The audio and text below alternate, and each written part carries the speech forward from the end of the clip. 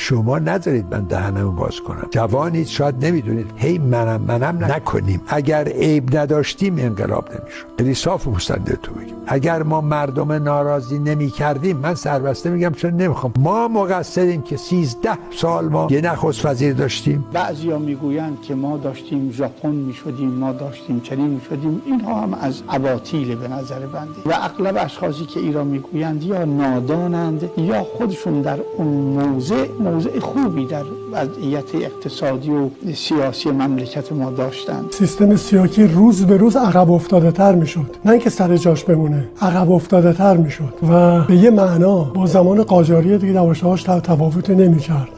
احیانا نارضایی طبقه متوسط و طبقه اکثریت مردم از نظر زندگی نبود، قطعا ما بدونیم که به این جمله نمی‌رسیدیم.